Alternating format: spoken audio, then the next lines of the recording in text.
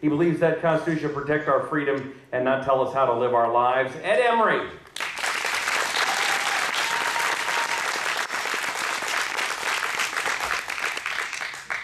Thank you, and thank you all for coming out tonight. You know, if I win in November, and I'm assuming that I will, and with all of your help, I think that's going to be assured. But if I do, then one of the first things that we will do when I report to Jefferson City is to take an oath of office, first day of session. And it's interesting, I don't know how many of you have read the oath of office that we take. It's virtually the same as the oath of office that the justices take. It's the same as the governor takes, or the president takes, or military servicemen takes. Missouri's is a little bit unique. It actually has two things in it. You swear not to take bribes and to support the constitutions of the United States and of Missouri. Those are the elements of the oath that I will take.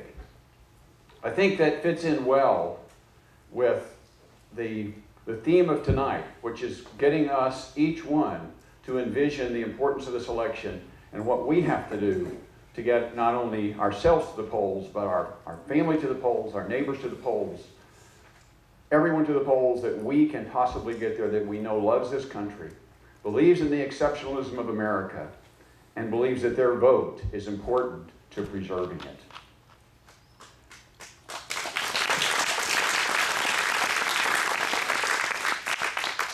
One of the things that has been a theme tonight, I really hadn't planned to talk about it with the Second Amendment, and I think we need to stop apologizing for the Second Amendment. You know, when our founders put the Second Amendment in the Constitution, it had nothing to do with hunting. It had nothing to do with putting food on the tables. They just assumed that that was a part of their lives. It really even had very little to do with protecting themselves from their neighbors, because their neighbors were not a threat to the Constitution. Ask yourselves the question, if you have never asked before, why is it that the oath of office, whether it's Missouri, whether it's the United States, whether it's other states, why is that oath of office to support or to defend the Constitution? Who's the threat to the Constitution? Is your neighbor a threat to the Constitution? Are you a threat to the Constitution? Is your family a threat to the Constitution? The threat to the Constitution is government. Government officials who refuse to conform to the Constitution. That's what our founders armed us against, because they knew that a tyrant is greatly intimidated when his citizens are armed. And one of the reasons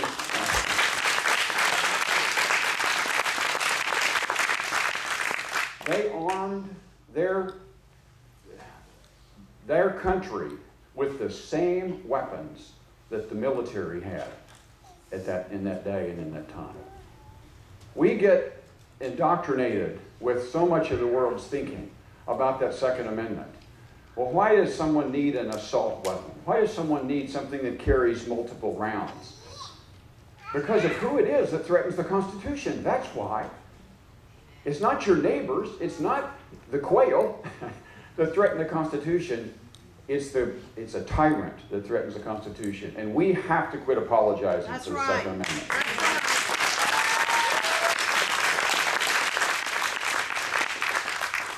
Someone once said, and I think this was very important, and have remembered it, that it's not nearly as important where we are as where we're headed. That's why this election is so critical. That's why you were invited here tonight, and I hope that's why you came here tonight. Every election is about freedom. And we see that probably more in this election than we've ever seen it before, because we see that our liberties have been under assault. They continue to be under assault. And we're beginning to realize that, and that's why we're seeing larger groups gather for meetings like this. If there's one thing that Barack Obama has done, probably more than anyone since Ronald Reagan, is he's activated conservatives. And if there's another thing that he's done to help educate us, it's shown us what tyranny looks like. Finally, we are beginning to understand. Thank you.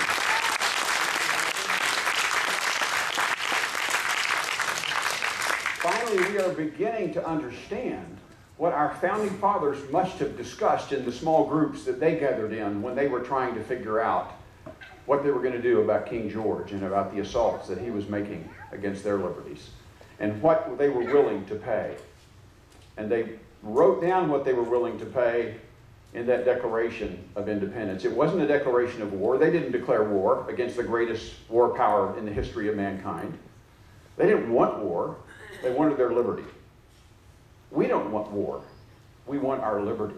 That's what they declared. Then they wrote down what they were willing to pay for it. They said, we pledge to one another in order to preserve that liberty for our families, for our children, for our grandchildren. We pledge to one another our lives, our fortunes, and our sacred honor. Now their lives, that was easy for them to understand. And most of us, you men, you know that it's a lot easier for us to pledge our lives than a lot of other things, because we're willing to stand up for things that we really believe in. And they pledged their lives, and some of them lost their lives. And then they pledged their fortunes. And I had to ask myself the question, well, what difference does the fortune make after they've given their lives? I mean, if you're gonna lay down your life, who cares about the money? And then it dawned on me that fortune was for the protection and for the provision of their families. When our founder, and they knew that, these men were brilliant. They knew that when they were pledging their fortunes, they were pledging their families' futures. They were pledging their Social Security. They were pledging those things that their families would rely on to live comfortably or just to live if they were dead. So they pledged themselves to liberty, to the defense of liberty. They pledged their families to the defense of liberty. And then they pledged their sacred honor. Well, if you've lost your life and you've lost your family and you've lost your fortune, there's only one thing left, and that's your reputation. And they pledged their reputation because that's all that was left. I believe if they could have thought of something else to pledge, they would have pledged it. But that's all there was. And they said there is nothing that rises to the value of liberty. We will pledge everything, because leaving our children with a fortune and without liberty would be a disaster for those children. And our founders knew that. You know, when I think of a way to understand what I think we have to remember as Americans, I think back to the book of Genesis. And in Genesis, there's an account of Jacob and Esau, and many of you are familiar with that account. Jacob has been in the kitchen cooking all day, and Esau comes in from the field, and he's tired, and he's sweaty, and he's dirty, and he's hungry, and he just wants to get a good meal and maybe a shower and go to bed. And he smells that porridge. And so Jacob says, well, you know, I can give you some porridge. You want some porridge? And he said, sure. I said, I'd love to, can't think of anything that would give me more relief right now than a good bowl of porridge. And Jacob says, well, fine. Why don't you just trade me? I'll trade you a bowl of porridge for your birthright. And Esau said, okay, sounds like a good deal to me. He didn't think too much about what that birthright meant, because in the Jewish nation, that birthright was pretty significant. It meant that firstborn got a double portion of the father's goods. That firstborn had special privileges, and above all, that firstborn got the blessing of that father, which was just an unbelievable value. Esau put all that aside. He ignored the blessing of the birthright. America's birthright is liberty. That's what our founders, that's what our veterans have left to us. And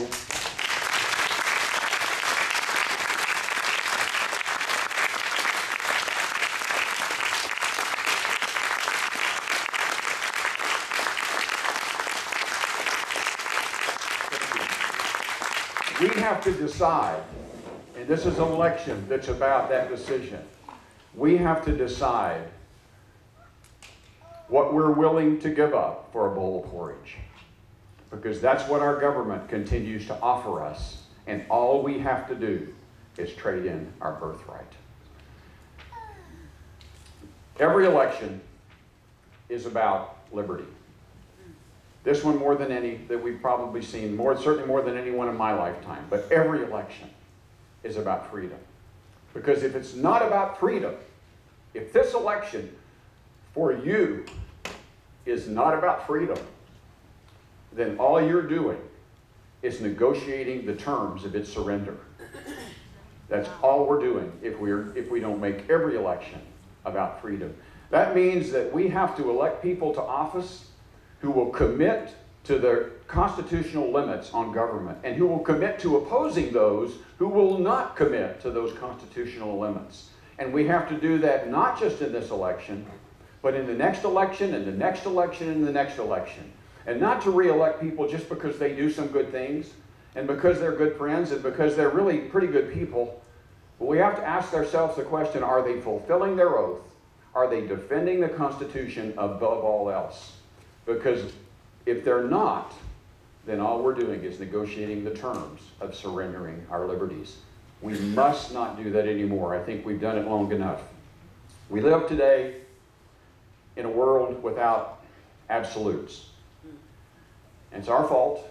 We've allowed that to happen. We've taken the absolutes out of our education system. We've taken the absolutes out of marriage.